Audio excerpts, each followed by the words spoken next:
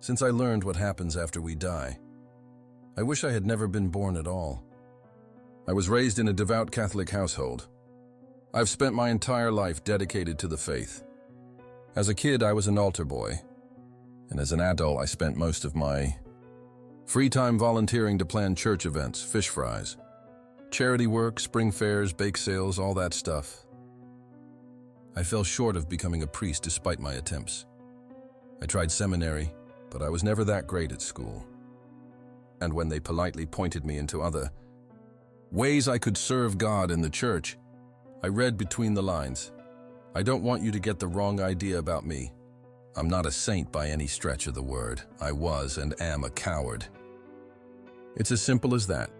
It was not a love for God or a duty to my fellow man that kept me involved in the church. It was fear and fear alone. For as long as I can remember, I have been terrified of death, and even more so of the concept of hell. Whoever thought that telling 5-year-olds in Sunday school that if you're mean to your mom, God will sentence you to an eternity in lake of fire is one sick fuck. I would wake up screaming in the night from nightmares of being banished from God's kingdom. I would cry myself to sleep most nights, afraid that I would never wake up again. My parents, bless their hearts, tried everything to help me. They took me to church counseling, talked with priests, and eventually got me on medication.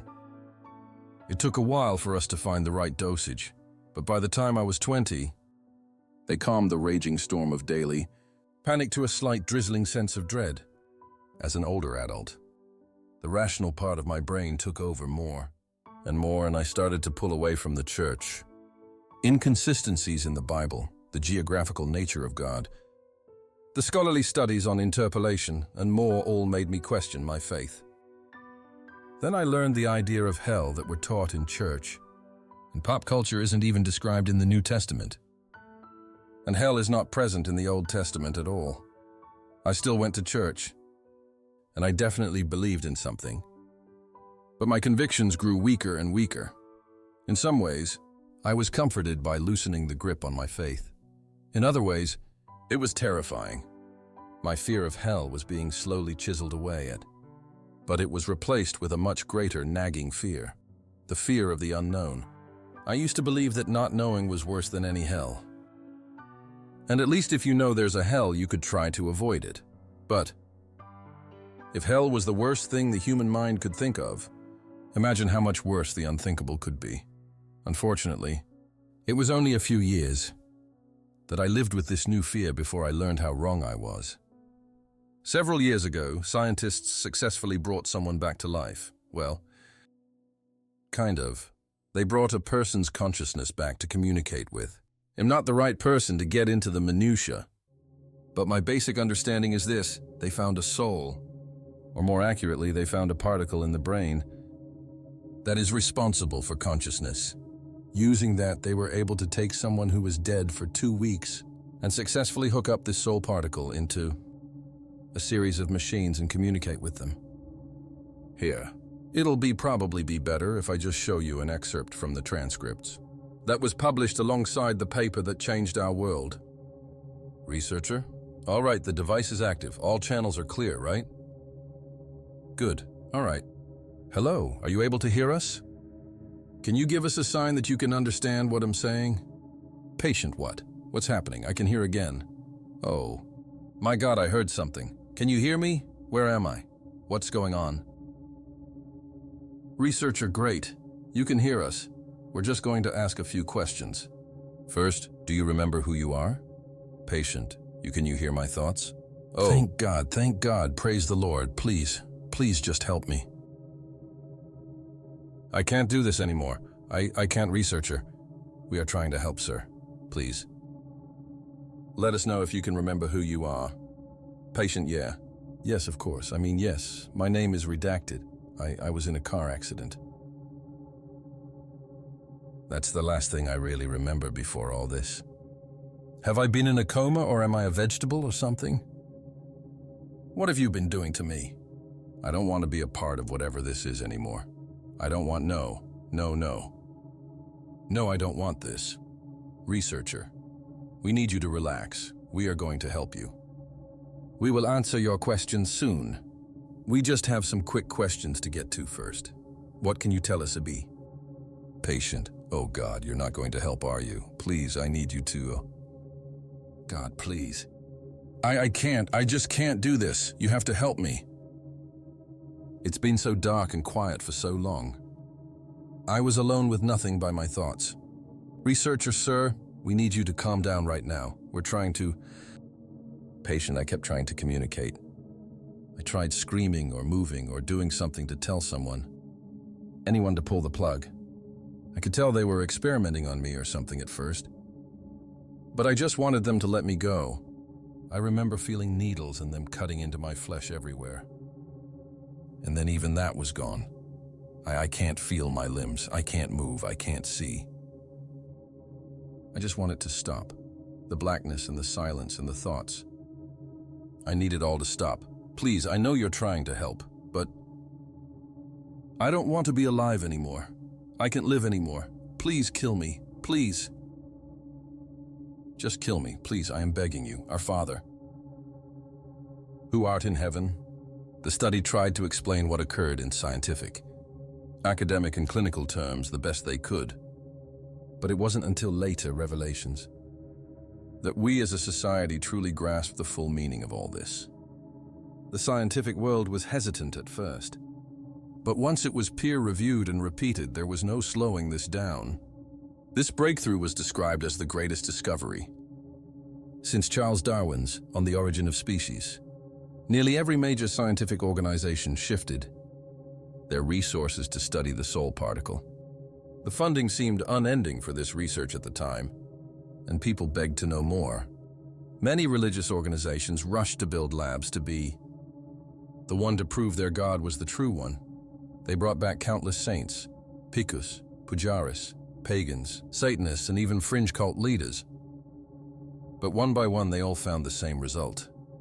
The truth is, there is no heaven. There's no afterlife. There isn't even really death as we know it. Once you hit a certain point in development, a light turns on. That light can never go out. They were able to talk to that first patient for a while and learn more. He died pretty much instantaneously in that car crash. His body was sold and practiced on in a medical school. He felt everything they did to him before his nerves decayed. He could tell at first his eyes were closed, but some glimmers of light would occasionally pierce through the eyelid. So he knew they still worked. Eventually his eyes completely failed, and then his ears. And finally the last trickle of pain from his decaying body was replaced with nothingness. Not blackness, not silence, not numbness. Nothing. He assumed he was alive and paralyzed or something similar, and he prayed that any minute he would die. It wasn't until the scientists explained that he had been dead for 2 weeks that his bleak reality hit him. We have been able to bring back countless numbers of people after death at this point. Even those who have been dead and buried for thousands of years can be salvaged to an extent. Although after around 100 years or so, they become impossible to communicate with. Being alone with your thoughts for that long just causes you to forget how to think in any meaningful language. I guess as far as we can tell, there's no way out of this. Everything you are, everything you have felt, everything you know and ever will know is all just contained in a single microscopic particle that controls your nervous system and body. You are not your body or your brain. You are a single atom in the cockpit of a biological machine. We still don't know how or why it works. But it doesn't appear in the brain until around age 3 or 4, and once it's there, there's nothing anyone can do. It's not present in any animals.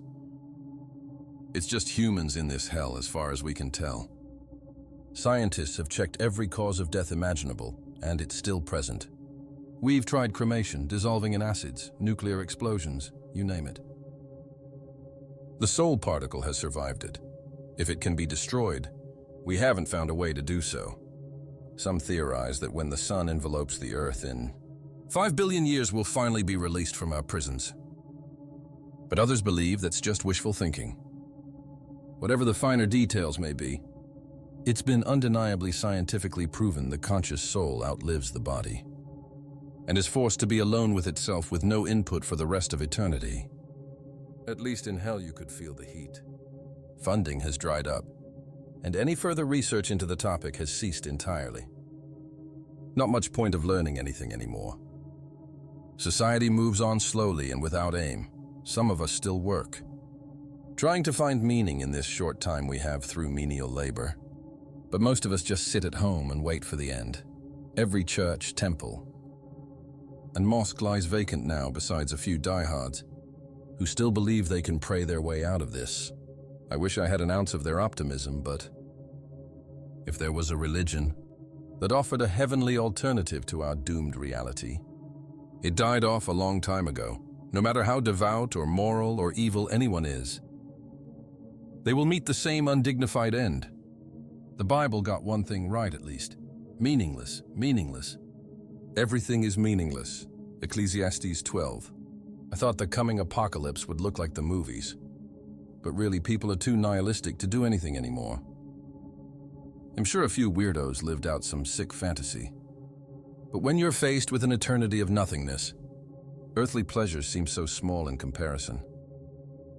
Billionaires and those with political power secured themselves machines that could keep them in a somewhat comfortable state after death indefinitely. But these machines take immense power and oversight to keep running 247. It's hard to convince someone to spend what little time they have left making sure some dead rich asshole is comfortable. So when their money runs out, or people just get bored, the machines are abandoned, and they're thrust into nothingness just like the rest of us. Recently, there's been an entire ban on having kids. Everyone had to be castrated. It sounded unthinkable at the time, and people fought back, and blood was shed, but it's pretty well accepted now. It was the most humane thing we could have done knowing what we know. No one deserves to be brought into a world you can't escape from. When the youngest generation alive today dies off, there will be no humans left on Earth. The irony is that I spent most of my life being staunchly pro-life. I used to think a child's death was the worst thing that could happen. It turns out they were the lucky ones. They were the ones who got out in time. I try to appreciate what time I have left. But how could I when I know what terrible fate will befall each and every one of us? I tripled my medication dosage, but nothing keeps the waves of panic at bay fully. And there's no way to administer medication once the body is gone anyway. I try to take solace in the fact that I'm not alone in this. Every single one of us has to go through it, right? It's humanity's cross to bear, so to speak. But I know in my heart that there is no solace in suffering together. My mom used to tell me a story when I was young. She said that the greatest decision she ever made was when she left that abortion clinic and had a change of heart at the last second. She used to say I was the only thing she didn't regret in life. I'm glad she died before this study came out.